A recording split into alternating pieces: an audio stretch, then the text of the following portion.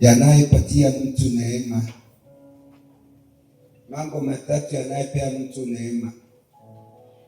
Kuna mtu neema ya Mungu ilimwacha kitambo, kwa sababu kuna mambo hakuyatambua. Nisaidiwe macho kuni. Kuna mambo hakuyatambua. Bwana Yesu asifiwe. Neema ya Mungu ilimwacha kitambo, sababu kuna vitu hakujua. So nataka nikufunze tu mambo matatu mbio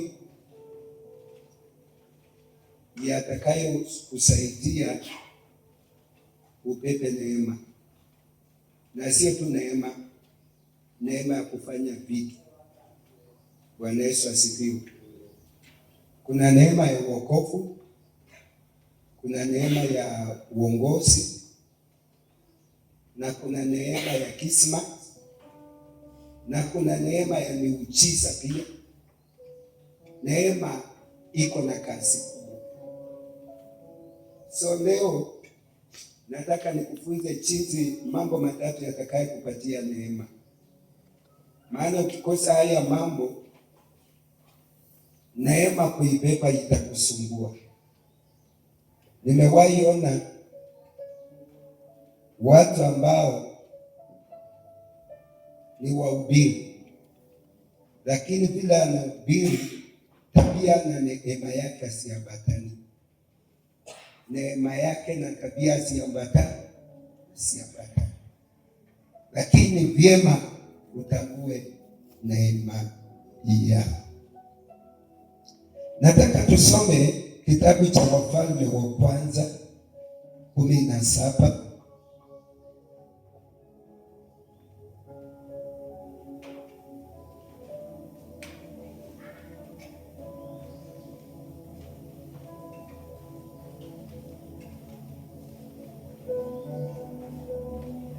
Wafalme wa Kwanza 17 mstari wa 17. Lakini ukikaa nyumbani usome kuanzia 17:1. Lakini leo wacha nisome kuanzia 17 hadi 24. Naomba mtu mmoja mzuri msomaji asome. Davis, chukua mic unisome.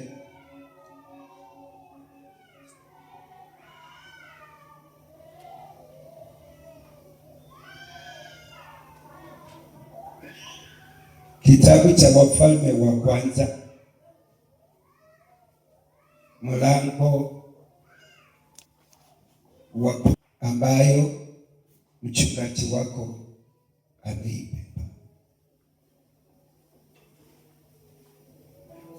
Huyu mama alikuwa mchana, na Mungu akatuma Eliya kamwambia, enda kwa mama mchana, atakupikia ule unywe. Na Eliya alipoenda akakuta huyo mama akamwambia, tunaokota kuni. Maana Eliya alimuuliza uko na nini? Baada ya Eliya kuongea na yeye, mama akamwambia, tunaokota kuni, kuna kaunga kadogo hivi, tunaenda tupige ili tule na mwanangu tufe. Lakini Eliya akamwambia hivi, enda unitengenezee mimi kwanza. Wakati aliambiwa hivyo, huyu mama alikienda akatengenezea Eliya kwanza. Tuko pamoja? Bwana Yesu asifiwe. Alienda akatengenezea Eliya kwanza. Maandiko yanasema baada ya kutengeneza chakula hakikuisha na hakikupungua. Tuko pamoja? Hakikuisha na hakikufanya nini? Hakikupungua. Maandiko yakasema katika Mathayo mlango wa 6 mstari wa 28 hadi mwisho, kuna mahali amesema tafuteni kwanza ufalme wa Mungu.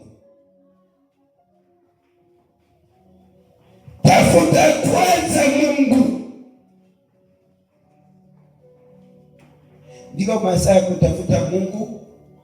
Kuna kulala njaa, kuna kutolipa rent wakati wake, kuna kukosa, kuna vita, kuna mambo mengi, lakini tumeambiwa tafuta kwanza ufalme wa Mungu na mengine utazidisha. So huyu mama akapikia Elia kwanza, akala na yake ikazidishwa. Tuko pamoja? Bwana Yesu asifiwe. Mungu haezi ongea chapa, haezi timiza, haezi. Alisema mtu wa kwenyu moja atapiga watu, atafukuza watu 1,000. Masaa ya kutimiza, Samsoni alipiga watu 1,000 yeye peke yake na mfupa wa nini? Wa punda. Mungu haezi sema jambo haezi timiza. Tuko pamoja? So baada ya unga kuongezeka, wakali, miaka ikapita, Elia akiwa anaishi kwa huyo mama. Maandiko yanasema mtoto wa huyo mama akaja akafa.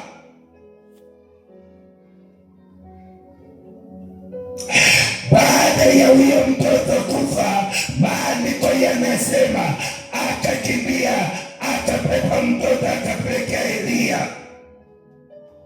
maana alijua huyu mtu ambaye chakula kiliongezeka alikuja kwangu, chakula kaongezeka, ana uwezo wa kufufua mtoto wangu.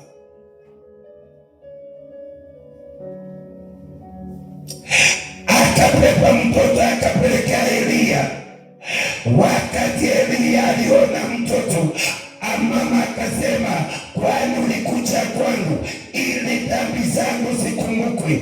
Elia akachukua mtoto akamweka kwa kifua na akapanda na yeye kwa ile chumba alikuwa analala. Baada ya kwenda naye, Elia akajinyosha juu yake, akajinyosha juu yake, akajinyosha juu yake. Baadaye mtoto aliinuka na akachukua mtoto akaitia mama. Kuanzia hapo mama akasema, hakika leo nimejua wewe ni mtumishi wangu. Wapendwa, ni vyema utambue yale mafuta ambayo Mungu ametuma kwa maisha yako. Ni vyema utambue, tambua yale mafuta ambayo Mungu ametuma kwa maisha yako, maana kuna mafuta Mungu ametuma ili yafufue vitu zako ambazo zilizokufa. Kuna mafuta ambayo Mungu ameachilia kwako. Kuna miaka nilikuwa chini ya bishop, kuna bishop nilikuwa chini yake, singelikubali mtu aongee mabaya juu yake, singelikubali maza watu anamsengenya na mimi namsengenya, maana Mungu aliniambia haya mafuta ndiyo yatakuponya. Hata leo neema yako